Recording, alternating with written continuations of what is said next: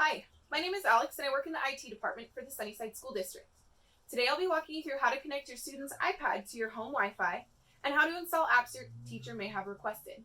In the description box below, you'll be able to find some links to some resources that the district has created to ensure that you have internet access at home, as well as some general device care guidelines. On the right side of the screen over here, you can view a screen recording of my iPhone as I turn on my hotspot. For Android phones, the steps will vary.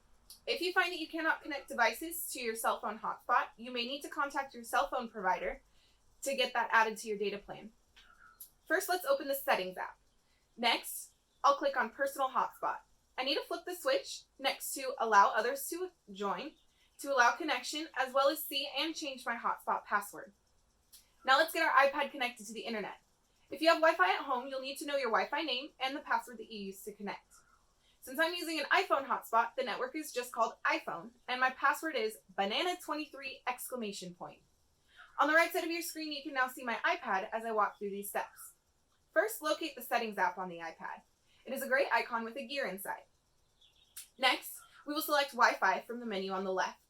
Make sure the green switch is on next to Wi-Fi. From the list displayed, select your home network. In my case, it's just iPhone because I'm using my hotspot. Now I need to type in my password. It may take a moment or two to connect, but I can be sure I'm connected when I see the check mark next to my network, as well as the Wi-Fi symbol up at the top will be completely blacked out. As soon as you connected, you should be presented with a message that says Proxy Authentication Required. You will need to sign into this in order to proceed. Please click on Settings. The username you will fill out here is your student's ID number at sunnysideschools.org and their Google password. If your student is uncertain of their Google password, please reach out to your child's teacher to retrieve that information. You will not be able to use the iPad until you have that. From here, you will be able to browse the web and sign into Google Classroom. Let's do that now. Just like the proxy authentication, you will need to know your student's email address and password. Once connected to Wi-Fi, you will be able to use and install apps. Many applications are already installed on your student's iPad. If your teacher requests additional apps, you can install them by navigating to the app called Self-Service. This is the Sunnyside School District App Store. All of the apps contained here are vetted and approved for educational use in our district. This is where you can find and install iReady if it is not already installed. Finally, I'd like to leave you with some best practices to ensure your device is well taken care of and is in good condition when we return to school. Make sure to keep your device charged. We recommend charging it overnight to ensure it is ready for use the next day. We know that accidents happen, but if your device is broken during quarantine, we may not be able to replace it. For this reason, please make sure your student has 2 hands on the device when they are walking. Likewise, please make sure to keep all food and drink away from the iPad to prevent a spill from happening, which will damage the device. Please be aware that this device is the property of Sunnyside School District. It is not your personal property. As such, the district monitors all activity on it to ensure that it is not being used in inappropriate ways.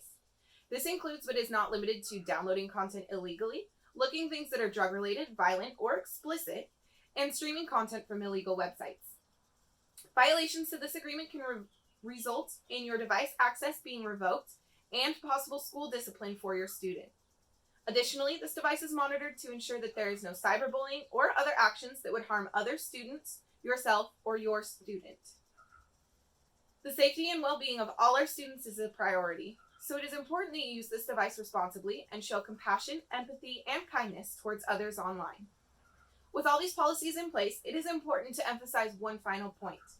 This device gives you access to all the information in the world. Please use it to develop knowledge, passions, and interests to help your student become a well-rounded person. If your student is having trouble logging in or accessing anything, please reach out to your child's teacher. The teacher will either have the ability to assist or will be able to contact IT assistance. I hope this has been informative, and I'd like to thank you for watching. Please remember to stay home and stay healthy.